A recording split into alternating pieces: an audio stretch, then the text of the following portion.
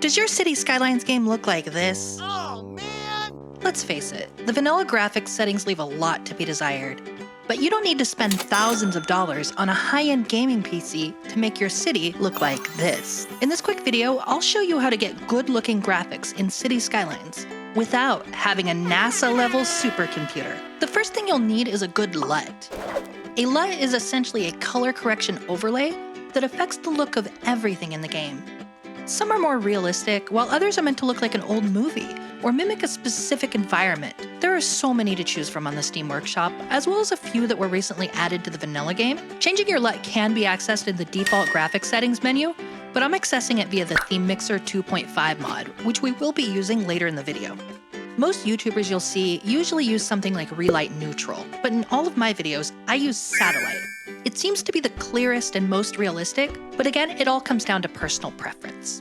Next, you'll want to look at the default graphics settings in the options menu to get the crispest graphics.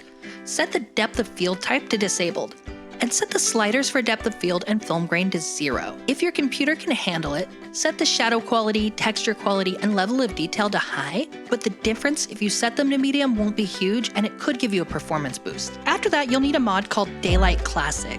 This mod changes the basic lighting of the game to a brighter, less saturated look. For best results, turn on all of the basic features as well as the classic fog effect. It already looks much nicer. But we're not done yet. Now we need a good map theme. Map themes are the general texture and color of the environment in the game. The base game themes look super dated, so I recommend looking on Steam and downloading a few to test them out.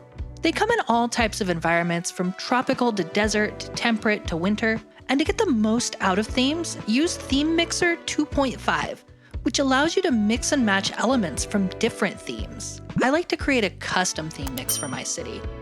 The big things I usually change are the grass texture, the cliff texture, and the sand texture. Being set in the US Mountain West, for this city I've made a custom theme mix that includes the reddish-brown cliffs from the Arid Beauty theme.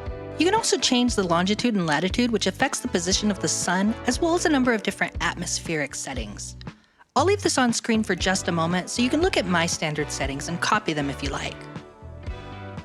The way I get my sky looking super cloudy is thanks to Cubemap Replacer and AD Cloud Replacer. There isn't much to these mods other than that they replace the vanilla skybox with something a little nicer. You can play around with different options in the settings, but I prefer the Kiara Dawn Cubemap and Furry Clouds with these following slider settings in AD Cloud Replacer. Another graphics mod that works with color and lighting is called Relight. Once you've downloaded it, use the hotkey Alt-Shift-L to access the menu. You can change the different sliders to match your tastes, but I usually turn down the temperature a bit to give things a cooler, more muted look. Here are my general settings. Feel free to pause the video if you want to use them. The next mod is called Render It, which gives some additional subtle post-processing effects to the game.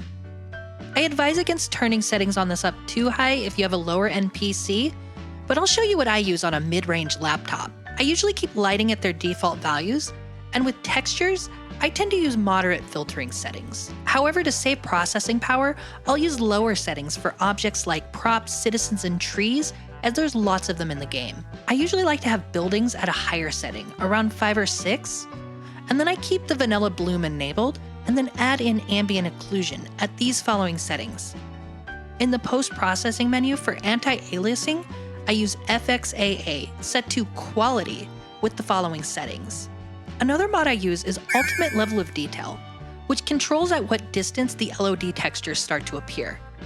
LODs are the less detailed textures that the game uses when zoomed out to save on processing power, and I typically set everything at one level above game default to give a little more detail when zoomed out. But for decals, I like to set them at 20,000 meters, as this enables the snow-capped mountain decals I have in this city to be visible from across the map. If you like what you see here, this is from my city of Saltaire, which is a modded series based on Salt Lake City. I think this video is a great place to start, and please, don't forget to like and subscribe for more quick tips.